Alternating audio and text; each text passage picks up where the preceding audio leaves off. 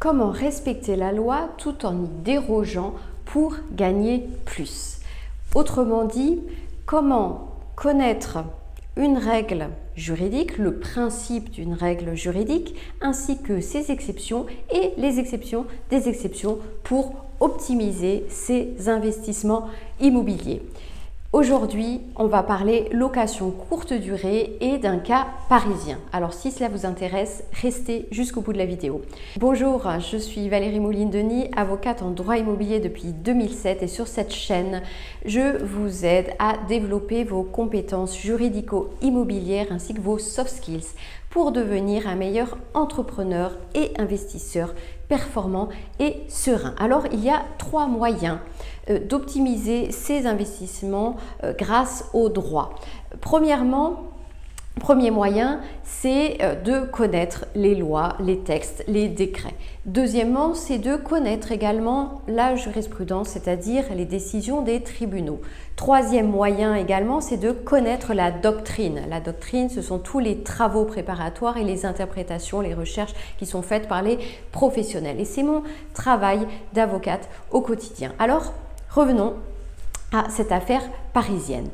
En l'occurrence, il s'agit de location courte durée et notamment d'une sous-location. Alors, vous savez, quand vous voulez louer votre résidence principale sur Airbnb ou sur une autre plateforme en location courte durée, vous pouvez le faire jusque 120 jours maximum. Et vous savez également qu'il y a une exception à ce principe, ce plafond des 120 jours.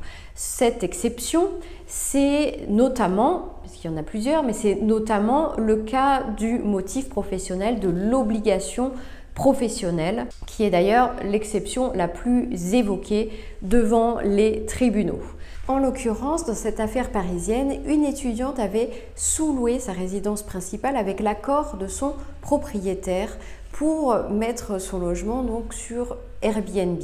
Alors pendant 253 jours en 2019 et 152 jours en 2020. La plateforme Airbnb a l'obligation d'informer la ville et la ville de Paris a attaqué l'étudiante, l'a assignée devant le tribunal judiciaire de Paris en raison de ce dépassement des 120 jours. Alors, l'étudiante n'a pas nié le dépassement des 120 jours et a invoqué le motif de l'exception, donc en raison de l'obligation professionnelle. Concrètement, elle a eu des stages ainsi qu'un contrat de freelance à l'étranger qui ont nécessité qu'elle séjourne à l'étranger, qu'elle demeure à l'étranger, qu'elle soit donc éloignée de sa résidence principale pendant tout ce laps de temps. Le tribunal lui a donné raison et a accepté donc ce motif d'exception parce que les éléments factuels, donc en termes de temps, de preuves, les pièces étaient suffisantes et caractérisaient cette exception de motif professionnel et a donc débouté la ville de Paris. Alors, ce qu'on peut tirer de ce cas de jurisprudence, c'est un cas donc réel, même si on ne tire pas des généralités de tous les cas jurisprudentiels, mais en tout cas, ce cas-là fait partie de la jurisprudence, on va dire, traditionnelle actuelle concernant le motif de l'obligation professionnelle. Attention, donc c'est bien connaître les lois et les exceptions, la jurisprudence, mais attention à ne pas non plus parfois prendre trop de risques parce qu'on a lu telle jurisprudence ou parce que tel cas s'est présenté, parce qu'à chaque fois la jurisprudence est un cas factuel, donc si vous n'avez pas tous les éléments d'un dossier, attention à surinterpréter en votre faveur.